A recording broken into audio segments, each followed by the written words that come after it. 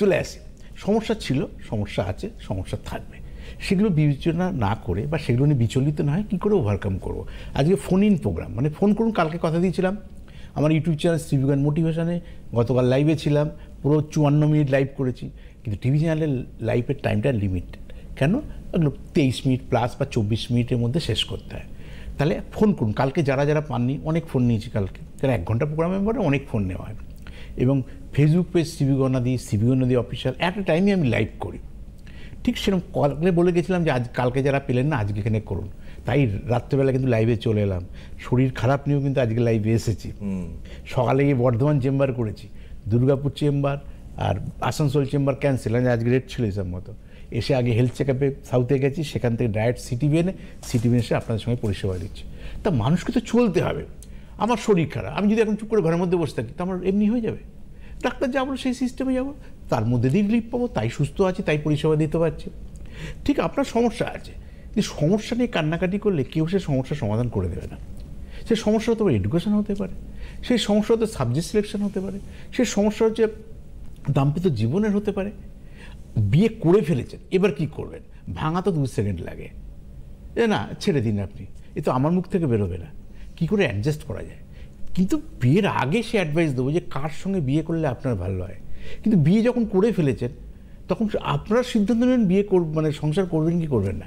কিন্তু আমার কাছে এলে আমি সবসময় কিন্তু বলবো যে আপনি কিন্তু সংসার করুন, দাদা ভাইয়ের এইটা এফেক্টেড আছে বা দিদি ভাই এটা খারাপ আছে, এই দুটো বিচার করে বিয়ে করা উচিত ছিল। যেহেতু বিচার করে বিয়ে করেননি, এইগুলো প্রতিকার করে ঠিকভাবে সংসার করুন, আশা করি ভালো হবে। কিন্তু আমরা ভাবছি নিজের মতো করে এনজয় করার জন্য, কিন্তু আপনার সন্তানটা কিন্তু এফেক্টেড হবে।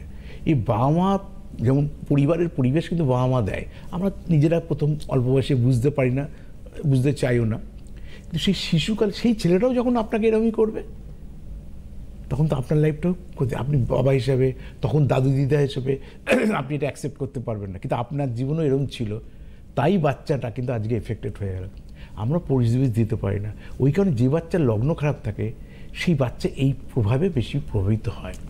অনেক বাড়িতে অনেক সমস্যা আছে, দেখবেন দারিদ্রতা, আর্থিক কষ্ট, তাও বাচ্চা নিতে পারে কোনো অনেক দরিদ্র পরিবার থেকে, হাফবেলা খেতে পায়, অর্ধেক খেতে পায় না, এরকম জায়গা থেকে ফার্স্ট সেকেন্ড থার্ড ভালো ভালো ছেলে মেয়ে বেরিয়েছে।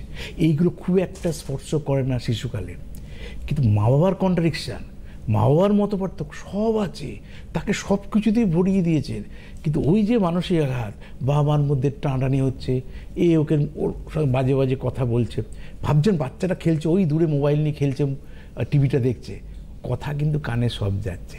পরে যখন অবকাশ থাকবে দেখুন বাচ্চাটা ঘুরে ফিরে কোনো সিচুয়েশনে আপনাকে বলবে, আমরা হয়তো বাচ্চাটা কিছু দেখিনি শুনিনি। ওই কারণে যদি সমস্যা থাকে সমাধান সূত্র তো আমি তুলে দেবো।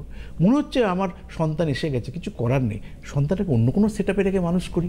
আপনারা কী করছেন? আমরা আমাদের সুবিধার মতন, যখন মনে হচ্ছে আমরা দুজন চাকরি করছি, এক কাজ করি, এখন বাচ্চাটাকে না কালকে কাটসেঙে দিয়ে দিই, কি দেরাদুনে পাঠিয়ে দিয়ে দিলেন। আপনি জ্যোতিষ পরামর্শ নয়, কিন্তু আবার মনে করছেন অনেকদিন চাকরি করে ফেলেছি, এবার আমি আর করবো না, সংসারটাকে বড় করবো, এবার বাচ্চাটাকে আবার ব্যাক করে নিয়ে চলে এলেন, যেহেতু আপনি সময় দিতে পারবেন। যে সময়টা বাইরে পাঠানো দরকার সেই সময় ঘরে রাখলেন, আর যে সময়টা ঘরের বাইরে পাঠানো দরকার ছিল, কারণ হায়ার স্টাডি করতে বাইরে পাঠাবেন, শিশুকালটা বাইরে পাঠাবেন কেন?